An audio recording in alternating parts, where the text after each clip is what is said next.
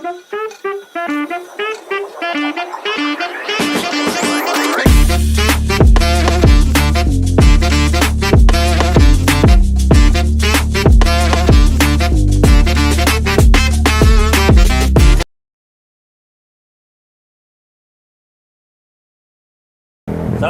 warahmatullahi wabarakatuh. Ketemu lagi di channel Mang Depi. Kali ini saya Helmi Faizi Barul Ulumi akan memandu pembahasan tentang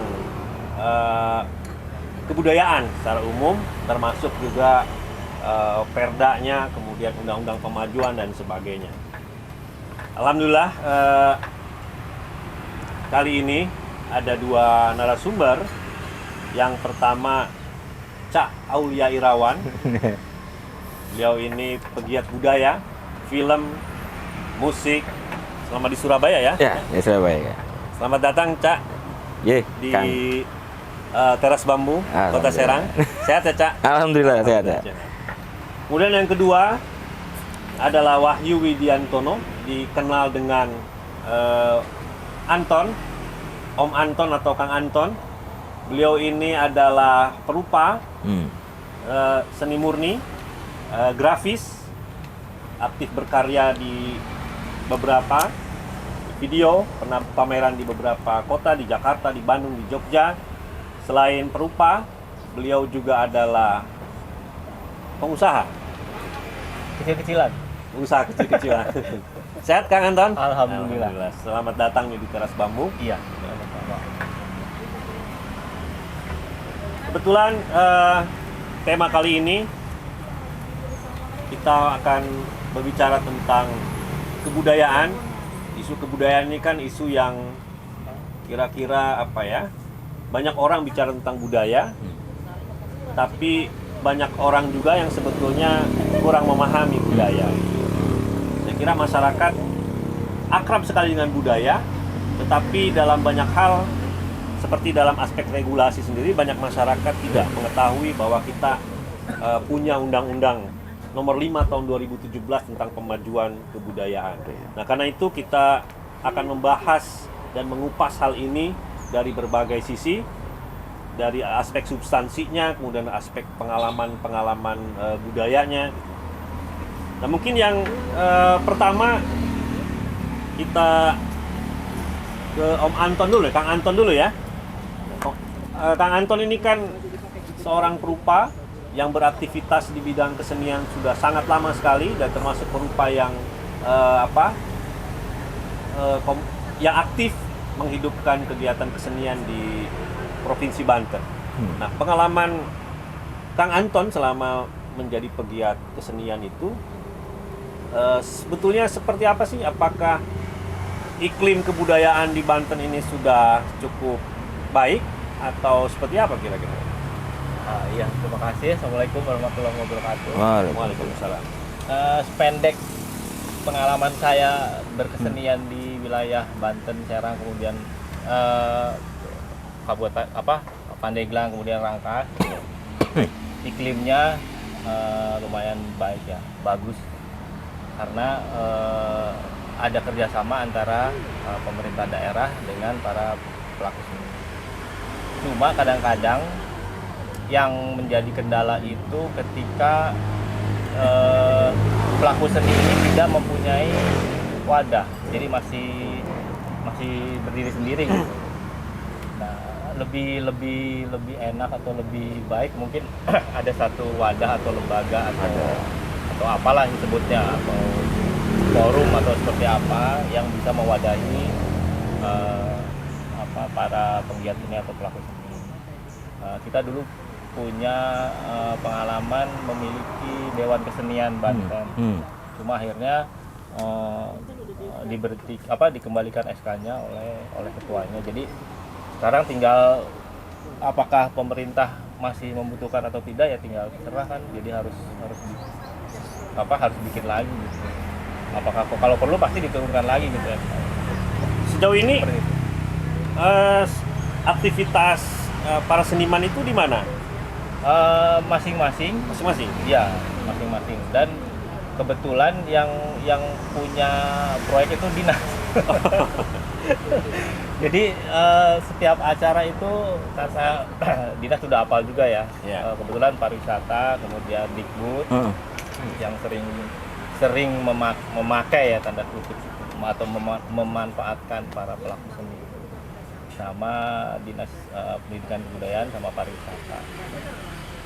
Jadi setelah ditunjuk nanti ada proposal, kemudian jalan. Seperti kemarin di Gedung Juang ada kegiatan Banten Art Market digagas oleh Pak Bara ya. Sekarang udah nggak jadi kabut lagi seperti itu. Jadi Banten Art Market sendiri memberikan tempat atau kasarnya solusi bagaimana para pelaku seni itu bisa menghidupi dirinya sendiri dengan cara membuat atau apalah kayak cendera mata atau kriya atau lukisan seperti itu, dan tempatnya disediakan di Gedung Juang lah. Tapi dengan sangat sedih setelah jadi rencananya itu 1 tahun kegiatan Banten Art Market, tapi setelah 3 bulan 4 bulan itu akhirnya mandek juga. Mandek juga. Kenapa masalahnya? Kenapa mandek? Satu, para pelaku seni mungkin tanda kutip bosan ya. Mereka datang bawa barang tapi nggak ada yang keluar. Nggak ada yang keluar itu mungkin itu ya. Apa salah di pelaku seninya atau bagaimana ya? Kami juga nggak ngerti. Seperti itu. Akhirnya antara mau dan tidak mau itu datang kadang-kadang. Seperti itu tuh Pak LB. Berarti memang ini ya, apresiasi masyarakat terhadap karya seni menurut Kang Anton belum cukup baik atau gimana gitu? Sebenarnya gimana ya, wilayahnya wilayah rasa sih ya, rasa. Soalnya seni bisa diartikan oleh masing-masing orang itu berbeda.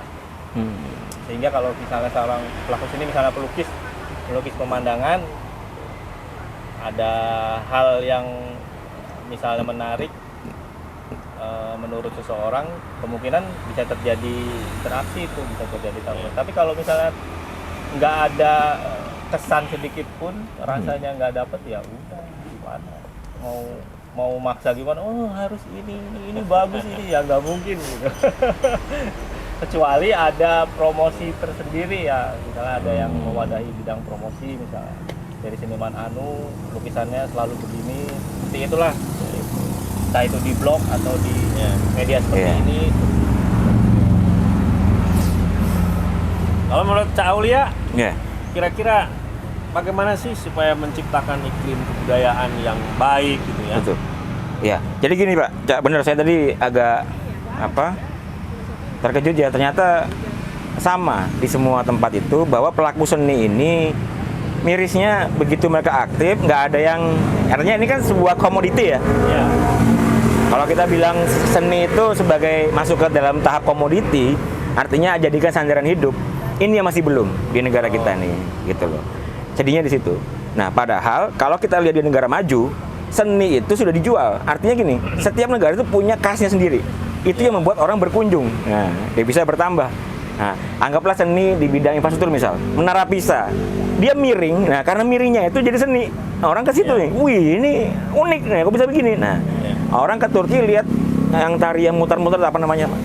Mutar-mutar, nah itu.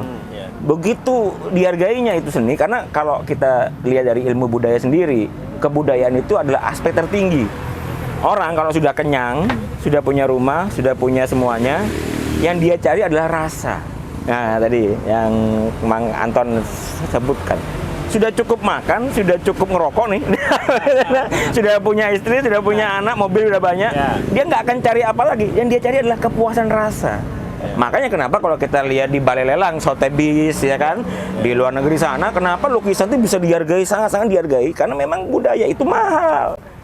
Kalau kita tahu sesungguhnya orang kalau sudah tercukupi kebutuhan biologis, kebutuhan fisiknya, kebutuhan hidupnya, dia akan mencari the ultimate satisfaction. Ya. Kepuasan yang paling puas apa?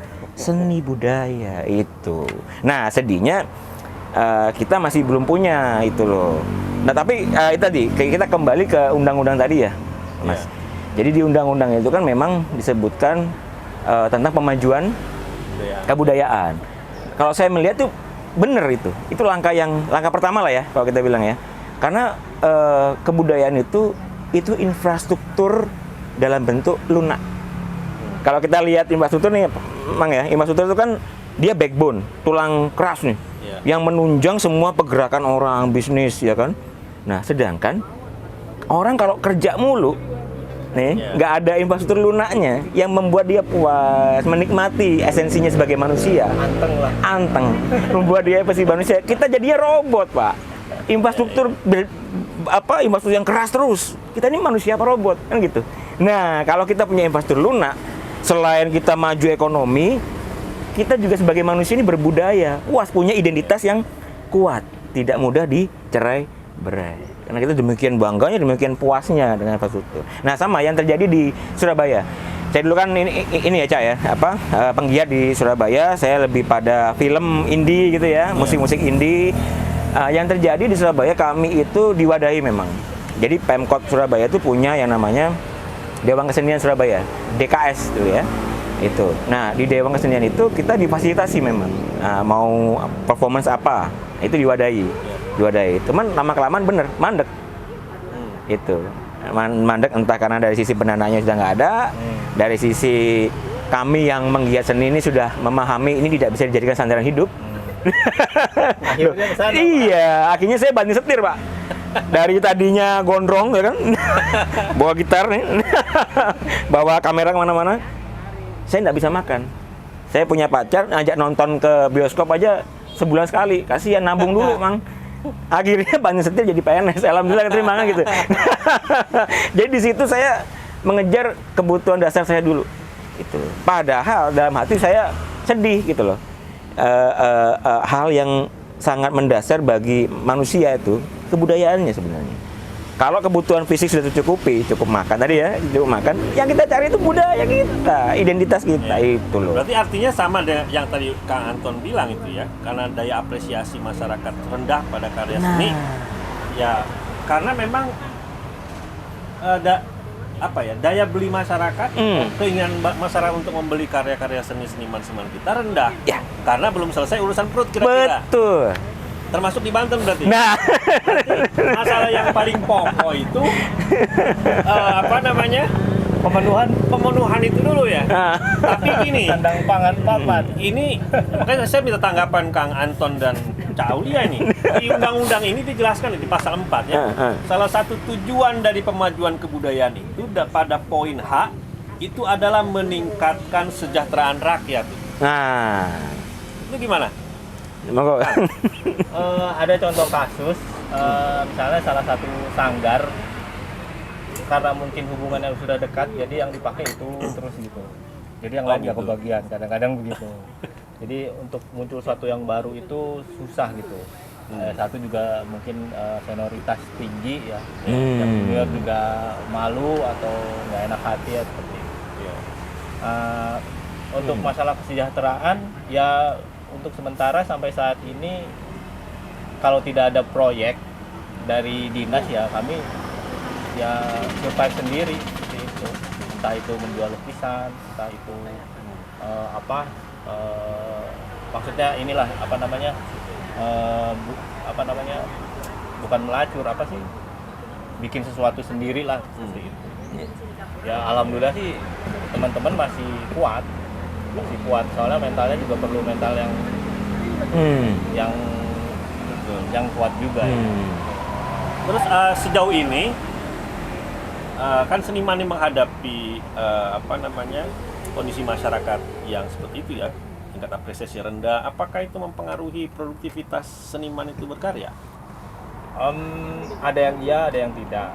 Kalau yang iya itu berarti mungkin masih masih sibuk dengan masalah tadi ya. Kalau yang tidak itu ada juga seniman yang pokoknya setiap hari saya buat apapun, walaupun tanpa ada apresiasi atau ada apapun, dia tetap berkarya gitu. Salah satunya kanalnya itu ya bisa Instagram, bisa Twitter, di ini aja terus, di apa namanya, di upload terus gitu. Walaupun 0 rupiah misalnya gitu. Atau kayak gini, jadi Kang Anton ini adalah seorang seniman sekaligus juga pengusaha. Atau jangan-jangan memang seorang seniman itu harus punya usaha seperti Om Anton. Artinya untuk urusan dapur udah ada yang ini gitu. Nah, urusan berkarya sehingga urusan berkarya tidak mengalami gangguan apa begitu? Pengaruh. Tidak Ya, terpengaruh. kemungkinan Begitu. juga bisa begitu. Kalau saya malah lebih ekstrim lagi. Saya karena melihat saya dari seni ini nggak bisa makan, saya banting setir, saya tinggal. Oh gitu. Akhirnya ngelamar Lebih tadi, tinggal karena saya nggak bisa makan gitu loh. Sudah kuliah selesai, saya dulu kuliah sastra ya di Universitas Airlangga. Selesai kuliah, tapi ternyata dari seni ini saya nggak bisa makan. Nah, malu sama calon mertua, tanya kerjanya apa? Bikin film, Bu. Lah kan, waduh, bikin film dapat duit. Iya, kalau ada yang beli dapat kan gitu, ada yang sponsoring kan gitu, Caca. Itunya. Sehingga tadi kalau kita bicara kenapa kok kita makin lama makin dikit? Karena tadi nggak ada yang bantu. Nah, disinilah peran pemerintah harusnya ya. Saya melihat ini perlu intervensi pemerintah. Tangan pemerintah harus menjangkau di situ. Kenapa? Karena tadi saya bilang soft infrastructure, infrastruktur lunak. Kalau kita lihat di penjelasan undang-undang itu, Presiden Jokowi sudah menjelaskan bahwa hard infrastructure itu jalan, jembatan, bangunan, gedung-gedung bertingkat, ya kan? Itu untuk menunjang ekonomi. Nah, untuk menunjang kualitas manusianya tadi soft infrastructure melalui seni budaya. Itu yang harapannya ada intervensi pemerintah untuk bisa minimal ya. Kan sekarang banyak nih, tadi ada Instagram segala macam bisa gitu kan. Minimal ada satu event atau tadi saya bilang intervensi apapun yang dari pemerintah. Itu mestinya semua komunitas budaya ini, entah itu seni visual ya, seni tari ya, yang gerakan atau seni rupa, itu semua bisa ada satu apa ya istilahnya ya, kayak semacam wadah-wadah yang memang itu difasilitasi oleh pemerintah. Kenapa? Supaya dalam anggaran. betul kalau perlu itu, karena ini kita bicara masa depan bangsa ini loh. Kalau bangsa ini nggak punya identitas nih, nggak punya karya atau kebudayaan ya, yang jadi identitas kita lama-lama hilang. Coba Bapak buka data berapa lulusan universitas itu yang nggak mau kerja di sini, maunya ke luar negeri. Kenapa? Karena mereka sudah hilang itu identitas kita sebagai budayanya bangsa Indonesia, sudah hilang. Sekarang kafe-kafe ini modelnya luar negeri semua. Mungkin cuma kafe ini ya yang ini sponsor nih kayaknya. Kafe ini yang masih bersifat lokal. Tapi prinsipnya itu tadi, kamu semua kafe sudah modelnya luar negeri semua. Semua sekarang yang disajikan boba, matcha, waduh, semua itu pakai mozzarella. Hello. Nah, itu jadi kayak seperti apa ya? Budaya kita ini jadi terkikis lama-lama tidak bangga dengan kita, dengan budaya kita sendiri itu. Maka di situ pemerintah harus intervensi. Karena kalau nggak diintervensi lama-lama tadi makin nggak cinta dengan budaya, makin lupa kalau kita orang Indonesia. Gitu ya. Begini, saya pengalaman ya, saya curhat sedikit. Curhat tuh begini, dulu saya waktu selesai sekolah itu ceritanya mau memilih jurusan seni rupa.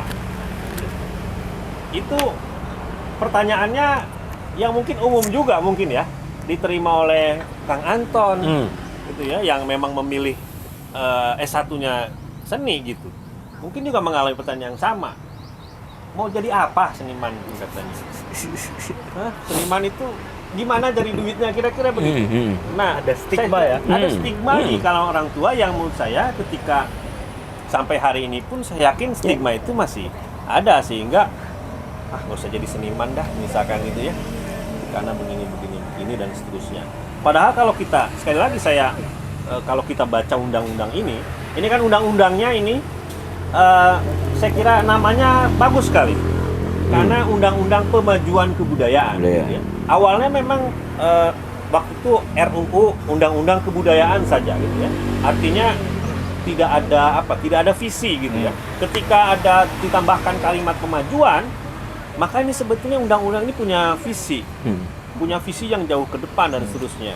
Apalagi kita pelajari di dalamnya gitu. Nah, menurut Caulia sendiri terkait dengan undang-undang pemajuan ini, apakah ini sudah menjawab kebutuhan dan tantangan kita ini?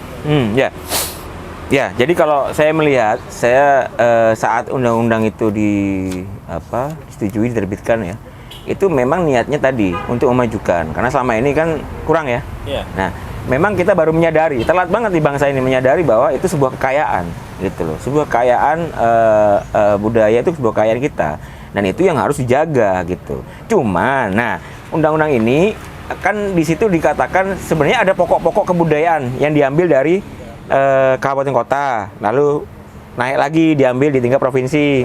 Iya, pokok-pokok pikiran kebudayaan itu. Nah, tapi nggak cuma di pokok-pokok pikiran saja harusnya ya. Nah, ini kan sebenarnya kalau kita lihat ada roadmap. Pemerintah itu punya strategi dari 2019 ke 2024. Nah, apa nih? Best practice atau quick win-nya? Mana yang budaya kita yang paling langgeng, paling bagus sehingga bisa menjadi daya tarik gitu loh. Jadi tadi saya bilang di awal komoditas gitu loh. Jadi sebenarnya kita ini pelaku budaya ini kadang-kadang sedih karena komoditinya, istilahnya kalau orang jualan ya, komoditinya kurang dihargai itu loh, kurang dihargai. Nah, padahal kalau orang, nah ini nih mungkin salah satunya ya, orang yang sudah kenyang, sudah apa segala macam akan melihat komoditi, bahwa budaya itu sebuah komoditas, dia akan rela beli bang, rela beli. Dia lihat itu unik, puas hatinya, pasti dia beli. Lukisan begitu indahnya, dia beli. Nggak peduli gitu. Nah, ini mungkin kalau di bayangan saya ya, mungkin ada berapa periode pemerintahan lagi, ini akan menjadi ajak, sudah kokoh. Jadi sudah dapat semua pokok-pokok pikiran kebudayaan, sudah disarikan, harapan saya maksudnya. Begitu aja sekilas. Amin ya. Itu sudah mateng, Pak. Sudah mateng pemerintah ini, sudah tahu, oh kebudayaan ini di Banten tuh ini yang harus dimajukan. Jadi yang cepat tanggap, cepat maju itu kebudayaan ini. Nah itu, nah disinilah kita di level akar rumput nih, kita tetap lah gitu, tetap support. Artinya pemerintah tuh nggak bisa kok memikir sendiri. Harus ada masukan dari kita nih akar rumput.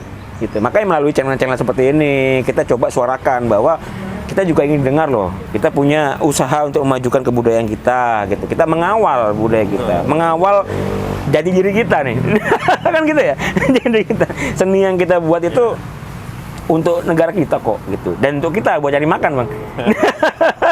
Sepengetahuan Kang Anton, kan ini memang pokok-pokok kebudayaan daerah itu memang amanat undang-undang.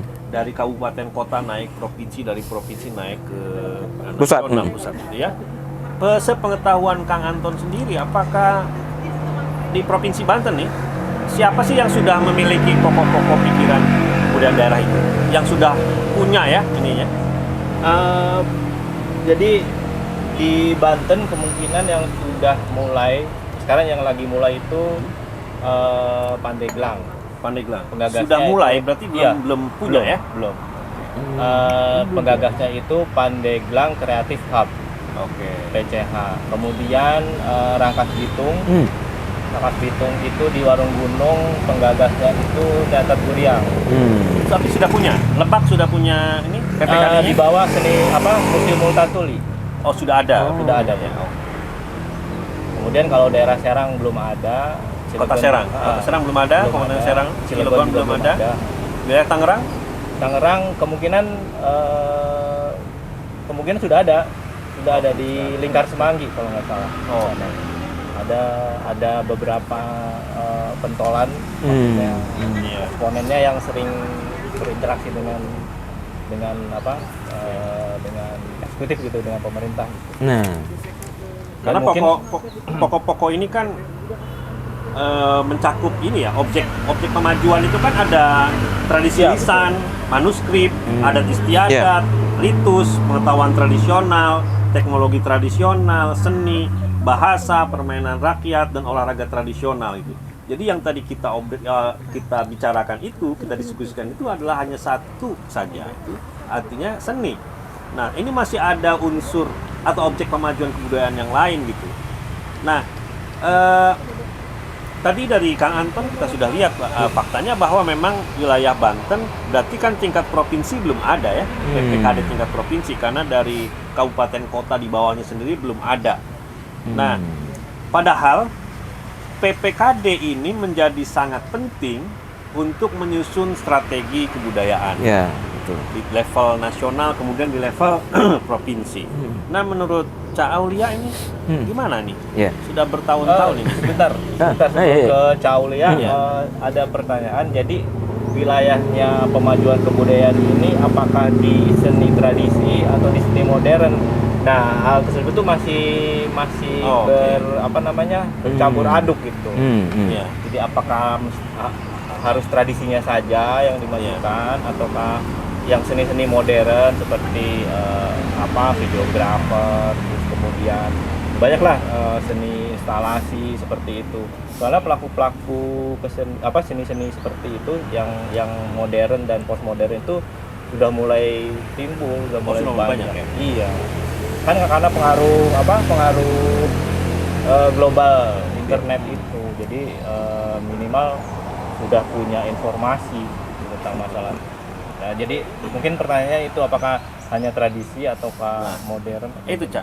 Ya. Undang-undang ini kemana? Apa termasuk mencakup tradisi dan modern? Kalau saya bilang sih dia menguatkan tadi nationality. Nah, jadi sifatnya yang nasional. Modern pun sebenarnya kalau kita lihat itu kan influence ya. Dia terpapar dari budaya lain kan. Bisa jadi dia jadi misal kalau kita ya nggak sampai akulturasi sih ya, tapi kan ada rasa dari budaya lain gitu loh masuk. Sebenarnya kalau saya bilang is okay, itu juga bisa jadi budaya kita juga kok. Dengan ada beberapa modifikasi ya, perubahan. Juga kalau itu jadi sebuah budaya yang kita terima ya nggak apa-apa, jadi budaya kita juga kok. Tapi di undang-undang ini dia berangkat dari tradisi dulu. Nah, itu yang bisa diangkat karena itu yang mahal sebenarnya ya. Jadi bagaimana upaya melestarikan itu dan dimajukan. Jadi tradisi kita ini kesannya kayak ketinggalan. Nah, napas undang-undang ini adalah bagaimana budaya kita maju. Artinya apa? Tradisi nasional. Jadi kalau kita bicara tadi postmodernisme ya, modernisme itu nanti dulu undang-undang ini bicaranya bagaimana kita ngulik nih, nyari dulu nih yang benar-benar kita ini apa. Nah, jadi penguatan tadi software infrastruktur tadi, nah soft infrastructure. Jadi infrastruktur yang lunak tadi berupa akal cipta rasa dan karsa tadi budaya yang benar-benar nuansanya Indonesia tradisional, tradisi yang kita. Nah, entah nanti tradisi itu jadi agak modern tapi ada identitas Indonesia di situ. Gitu. Nah, napasnya seperti itu, Cak.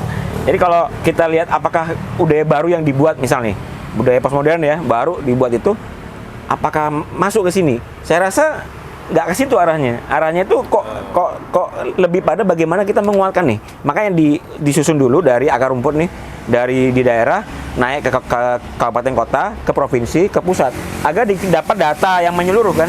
Dapat data menyeluruh apa sih tradisi kita ini? Nah, jadi kalau kita lihat di situ ada 10 objek kemajuan. Semuanya mencakup kata tradisi lisan.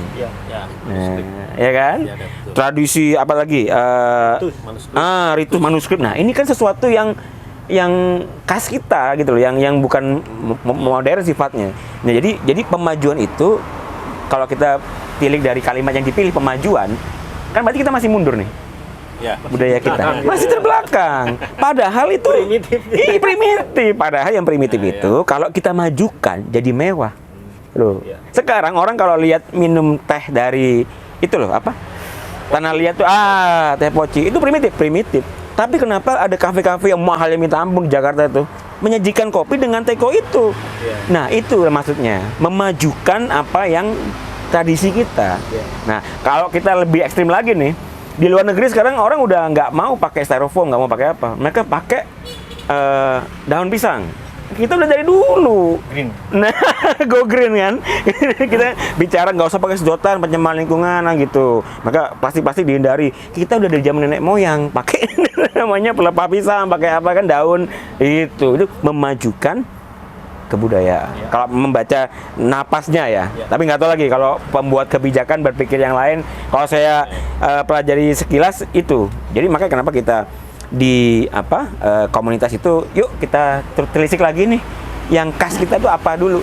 Nah, cuman saya nggak tahu nih begitu sudah ditelisik tahu nih kita nih misal khas Banten itu apa sih, Cak? Budaya banyak. Kalau Pandeglang, kalau Serang debus misalnya ya. Nah, kemudian debus. Apa terbang gede. Terbang gede debus. Dan nuansa agama. Agama bisa. Kalau Pandeglang itu ada calung rente. Nah. Ada bebeluk, kemudian ada macaseh, banyak sih. Nah itu, jadi musik terus permainan ya, kayak debus itu kan apa itu permainan tradisional ya, kan? Ya performance kan sifatnya. Iya. Bahkan di undang-undang ini olahraga pun bisa. Ya, Olahraga yang tradisional khas gitu kita tradisional. Nah ini yang kita sedang mencari apa sih kekayaan? Itu kekayaan loh Pak. Kalau saya bilang Cak itu kekayaan bener.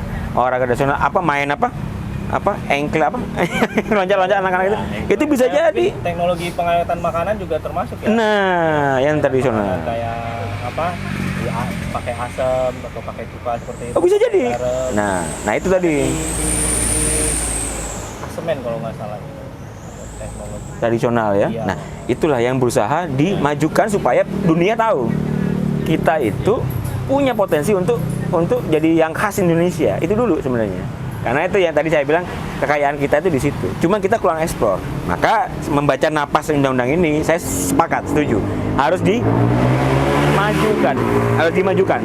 Gitu. Nah, dalam beberapa hal kan sebenarnya jadi pertanyaan ketika penyusunan pokok-pokok kebudayaan daerah itu berjalan sangat lamban hitungannya. Nah, itu. Saya nggak tahu persoalannya apa sebenarnya menurut Kang Anton.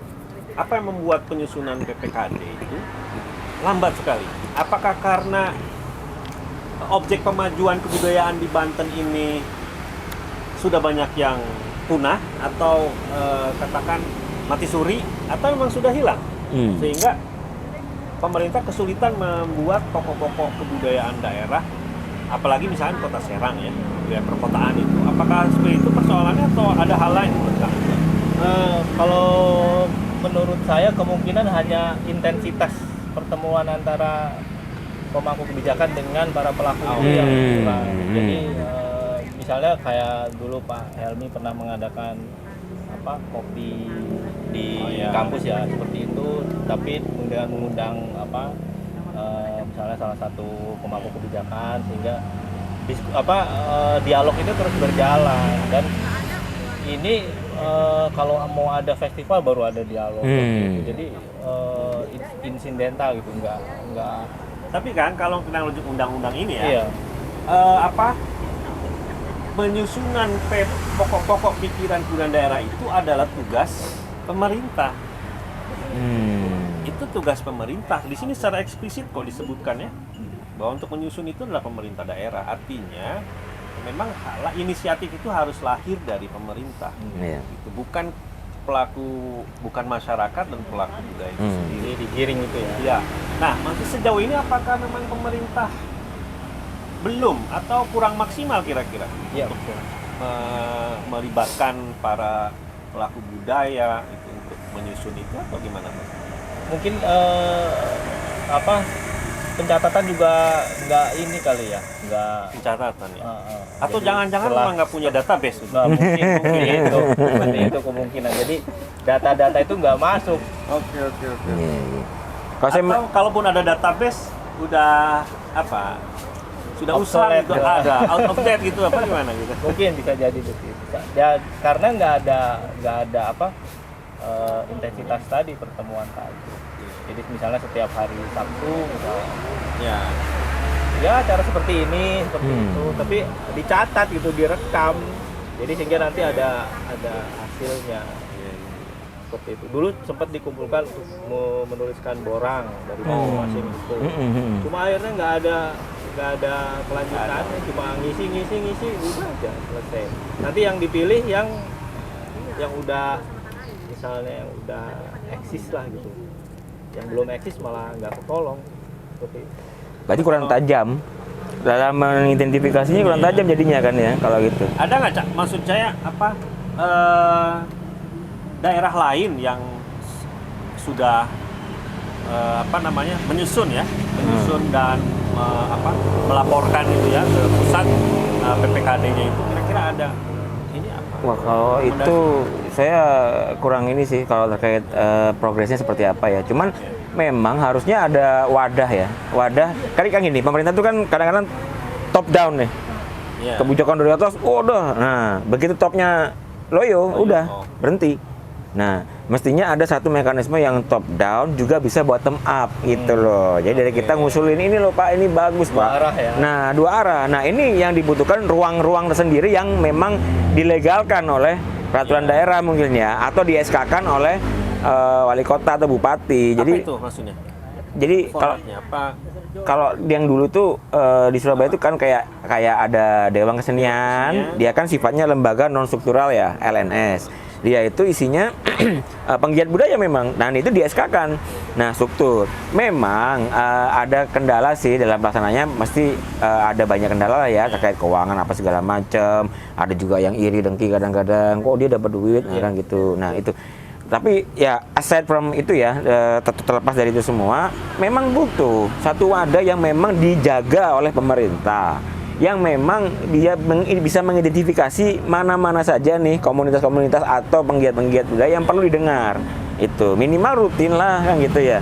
Nah, lalu dari situ bisa disusun rencananya bagaimana nih menghidupkannya sudah mati kan gitu ya. Iya. Menjaga yang ada, memajukan yang ada, atau mungkin mengenalkan yang baru. Nah, itu loh. Ini yang strategi ini yang akan lebih cocok kalau memang ada yang tadi top down dan bottom up. Jadi dari atas minta, dari bawah ngasih. Nah, gitu. Jadi ini perlu satu wadah itu yang benar-benar konsisten. Kalau misalnya WA group gitu bakal jalan nggak ya kira-kira? WA group itu kalau saya rasa ya, itu rawan konflik. Rawan konflik. Orang ngomong aja salah pengertian kan gitu. Jadi selama ini ada beberapa grup para pelaku seni itu akhirnya gitu cengker di dalam. Karena kita ini nggak bisa pakai gini-gini. Enaknya ngopi sambil ngerokok kan gitu. Ya itulah. Gimana itu Pak ini? Ya, mungkin kalau tadi saran Cak Aulia ini kan ada Dewan Kesenian dan seterusnya. Tapi sekali lagi mungkin pertanyaan saya selanjutnya adalah bagaimana dengan seniman-seniman tradisi, kesenian-kesenian tradisional, apalagi kita bicara ritus dan seterusnya ya. Saya pernah membaca bahwa di beberapa kabupaten kota atau bahkan provinsi itu punya semacam peraturan daerah. Peraturan daerah itu yang pernah saya ada yang ini jauh sebelum undang-undang ini disahkan, sebetulnya daerah-daerah di tempat lain itu sudah menerbitkan perda yang spesifik, misalkan ada perda kesenian, perda bahasa daerah, bahkan ada perda lembaga adat. Oh iya. Nah, kira-kira kalau Dewan Kesenian, kalau kita tahu kan strukturnya itu kesenian modern sebetulnya, kayak ada komite-komitenya, kita lihat tercermin dari komite-komite itu sendiri. Nah, bagaimana sebetulnya menyatukan lembaga kesenian modern semacam Dewan Kesenian dengan aspek-aspek tradisional atau kesenian atau budaya tradisional itu kira-kira gimana? Ya. Kalau menurut saya ya, itu tergantung ADART-nya. ADART. Jadi satu organisasi itu acuannya kan ADART nih. Nah, sebutkan saja di ADART lingkup lembaga ini. Nah, memajukan yang modern atau merawat yang tradisional, kan gitu. Atau membuat ada loh, bisa budaya kan bisa dibuat. Kita membuat satu kesenian sendiri, membuat lagu daerah baru, kan boleh jadi, kan bisa. Itu budaya juga kan, akan diakui kalau dia sudah disebarluaskan kan. Nah, ini kan ya tergantung tadi ADART-nya itu membatasi atau malah memperluas atau malah menyempit atau meluas, tergantung. Apabila sebuah lembaga ini ADART-nya jelas bahwa yang kita harus giatkan adalah ini tradisi yang harus kita majukan sesuai undang-undang ya. Lalu seni yang kontemporer, modern dan postmodern. Nah, itu ada lingkup-lingkupnya aja gitu. Bisa diatur. Bisa disatuin dalam wadah. Iya, tinggal nanti ada tadi kalau Bapak bilang komite. Kalau kita bilang komite, bikin aja lah komite yang pelestarian yang tradisional gitu loh. Tapi masalahnya gini, Cak, ya Kang Anton. Kesenian tradisional itu nggak laku. Nah, itu di kalangan anak muda kita tuh nggak laku. Nah, itu karena kita langsung menjadikan dia komoditi saat kita belum siap. Kembali lagi, Cak. Gitu. Maksudnya komoditi nggak maksudnya? Gini, karena orientasinya nggak laku tadi nih. Iya. Nggak laku artinya kan kalau kita bicara perdagangan barang jasa nih, nggak dibeli, nggak laku, nggak ada uang. Iya. Kan komoditas, ya kan? Nah, Sekarang gini, ilustrasi paling gampang, saya tuh nyari gelas yang belerek itu loh, yang putih hijau, loreng itu nyari kemana-mana nggak ketemu. Karena saya, ya tadi itu saya bilang, kalau sudah tercukupi perut segala macam, pengennya yang aneh-aneh. Dari biasa gelas yang modelnya, woi segala macam, Tupperware segala macam, gelas-gelas aneh-aneh. Saya tuh nggak puas, pengen tradisi. Nah, saya nyari, dapat di Grand Indonesia. Coba, satu gelas harganya 350.000. Coba Pak, dibeli. Kenapa? Karena ini bagus kan, gelas bisa masuk ke Nah, Grand Indonesia. bisa, Kita ambil contoh ya, misalkan gini, Heeh. ada satu ritus sebetulnya ya, satu ritus di satu komunitas adat tertentu melaksanakan satu ritual tahunan. Ya. Di dalam ritual tahunan itu disajikanlah ini kesenian tradisional, ini kesenian modern, ini band dan seterusnya. Cak, Kang, yang rame itu adalah kesenian kontemporer. Jaipongan, kemudian apalagi angklung segala macam sepi. Cak. karena pangsa pasarnya Ya. di kita sendiri kalau saya jaipong, angklung, kan tadi medsos itu sangat kita terbuka ya luar ya. Tapi kalau orang luar, Cak, ngelihat kita, Iya. yang mahal itu angklung, jaipong. Jujur nih saya bilang, saya gitu ya? bener, saya kemarin Strateginya mungkin. itu yang mau kita majukan, itu mahal, Cak, itu loh. Nah, kalau gitu gini, memang menurut Cak Aulia di undang-undang ini ada nggak yang mewajibkan pemerintah daerah untuk membuat perda? Kalau Secara perintah, eksplisit ya? ya, kalau secara eksplisit saya rasa nggak ada ya, nggak ada perda di situ. Tapi sebenarnya pembentukan perda itu ada dua macam. Perda itu bisa jadi dia diperintahkan oleh undang-undang di atasnya. Ya. Jadi undang-undang bilang untuk lebih detail bikin perda.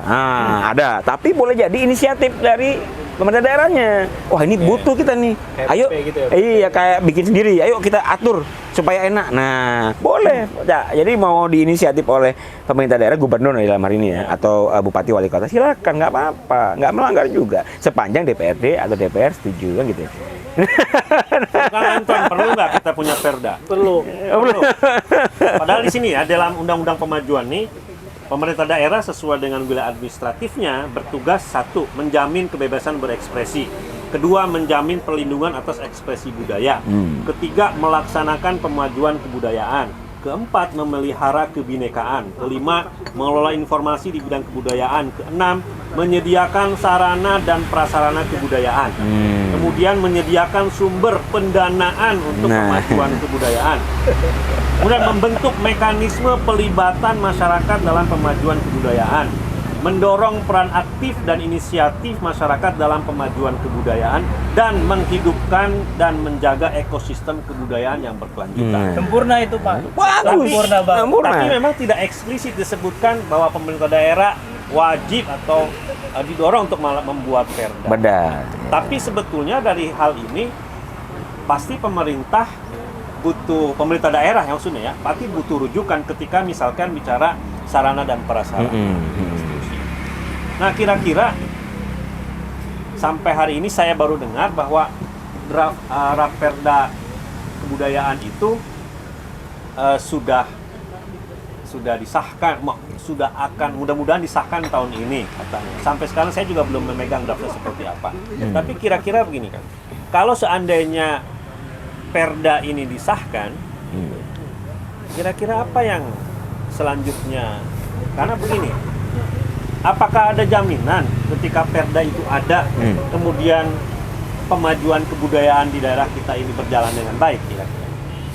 Nah, pertanyaannya kan apakah setelah Perda disahkan, what next gitu, menurut Kang Anton? Benar kata Cak Aulia tadi bahwa kita perlu satu wadah yang benar-benar di bidang itu. Jadi enggak, maksudnya fokus ke bidang ini. Dari Perda itu, kemudian dibuatlah satu wadah. Dan wadah itu mencakup semuanya. Jadi untuk pelaku seni modern ataupun Tradisional. pelaku seni tradisional. Seperti itu kemungkinan. Jadi langkah pertama mungkin itu. Seperti di sini kan langkah-langkahnya pertama itu pelindungan, kemudian pengembangan. Ya. dan baru pemanfaatan. Jadi setelah berkembang, mungkin dari wadah itu sudah memunculkan talent-talent baru, kemudian udah punya prestasi seperti itu, baru bisa dimanfaatkan kan kemudian itu. Dan dilakukan pembinaan. Pembinaan seperti tadi poin berapa itu, memberikan apalah. Dalam konteks Banten kira-kira ada di tahapan mana nih? Pengembangan? Sudah tahap pengembangan atau masih tahap pelindungan kira-kira? Masih tahap obrol santai begitu. Tahap pelindungan mungkin. Kalau saya sendiri ngelihatnya ini dengan adanya perda, kita pahami dulu perda itu kan rules of the game ya, aturan main saja. Jadi perda itu nanti akan membuka misal pendanaan bahwa boleh didanakan diberi dana. Bahkan boleh jadi dialokasikan, ditulis berapa persen dari APBD. Boleh ditulis itu. Nah, ini hanya rule of the game. Kembali lagi, kalau kita ngelihat pemerintah daerah secara makro ya, secara luas, kebutuhannya banyak kan. Butuh bangun jalan, butuh orang miskin harus dibantu, butuh pendidikan yang harus dikembangkan, butuh kebudayaan yang harus ini akan skala prioritas daripada pemerintah ini yang harus kita jaga. Artinya begini, kalau ada dewan, kita akan punya bargaining position, gitu loh. Ada yang mengingatkan, wahai Pak Gubernur, wahai Pak Wali Kota, ini loh budaya kita itu sudah mulai maju. Nah, berarti porsinya ditambah dong. Nah, mulai DPRD juga, DPRD bisa mengawal itu. Kita komisi berapa ya kalau ini? Nah, ini yang harus. Nah, ini harus diajak nih orang komisi berapa ini di daerah, ikutkan ke dalam dewan ini, di dalam komunitas ini supaya tahu bahwa ini harus dikawal ini untuk memajukan kebudayaan sesuai amanat undang-undang. Gitu. Nah, ini mirip dengan ini ya. Saya ingat bahwa sebetulnya Provinsi Banten ini list warisan budaya tak bendanya ini sudah sangat banyak sebetulnya. Tapi pertanyaan kita selalu, what next? Terus kalau sudah disahkan sebagai warisan budaya tak benda dari Banten, what next? Nah, pertanyaan serupa juga ketika Perda kebudayaan di Banten ini disahkan, pertanyaan selalu kan what next? What next? Nah, justru kan yang lebih penting itu adalah implementasi yang berkelanjutan, sistematis, gitu ya. Nah, sebagai closing statement kira-kira nih, kalau seandainya nanti Perda kebudayaan Banten ini disahkan, kira-kira langkah apa saja yang harus dilakukan oleh pemerintah daerah dan kita semua? Kang Anton. Kalau dari saya sebagai pelaku, satu untuk para pelaku seni itu dibantu tentang legalitas. Iya. Legalitas apa nih Kang? Legalitas lembaga si pelaku seni itu. Misalnya ada satu komunitas, ini misalnya ada kucuran dana gitu. Kan tidak bisa serta-merta mengambil kucuran dana itu ketika komunitas itu tidak mempunyai badan hukum atau legalitas. Mungkin langkah pertama itu, jadi didata para pelaku seni, kemudian diberikan semacam disahkan gitu, seperti itu, sehingga masuk dalam daftar tadi, dalam wadah tadi. Sehingga kalau misalnya ada kucuran dana, mereka bisa mengajukan proposal seperti itu. Dan Perda sendiri saya anggap sebagai satu pegangan ya. Semoga bisa dipegang gitu dengan dengan enak gitu oleh para pelaku seni. Bergantunglah, tempat bergantung. Karena selama ini belum ada ya. Baca. Ya, kalau saya sih harapannya ini pertama insentif dulu. Insentif. Jadi setelah diidentifikasi mana yang memang potensial, itu insentifnya turun. Artinya insentif dalam rangka pembinaan. Insentif itu banyak, bisa jadi nggak kena pajak misal ya. Itu juga insentif loh. Pemerintah kan bisa. Ya kan? Nggak kena pajak. Misal kita mau ekspor nih. Nah, ini udah bicara pengusaha nih, bicara komoditas. kita bikin apa kayak kerajinan, kita ekspor, itu nol untuk biaya ekspornya. Ya, itu kan salah satu bentuk insentif. Insentif inilah yang dibutuhkan oleh kita para mendorong ini, iya, mendorong iya, pelaku-pelaku budaya. Nah, betul, supaya semangat. Gitu, ya. Insentif untuk berkarya. Yang kedua, media. Pemerintah itu kan sebenarnya bisa ya bikin media pamer, ruang pamer. Tapi kenapa tidak atau jarang? Karena tadi belum jadi sebuah budaya kita untuk lihat pameran seni. Itu kan jarang, Mbak. Orang mending ke pasar malam cari barang murah, kan? Tadi itu. Nah, tapi akan ada saatnya, Kak. Pak, masyarakat kita sudah mapan, yang mereka cari adalah kesenian. Itu harapan saya. Oke, mudah-mudahan ini harapan kita semua ya, satu kebudayaan di daerah kita berkembang, apapun itu, budaya tradisional maupun modern menjadi berkembang.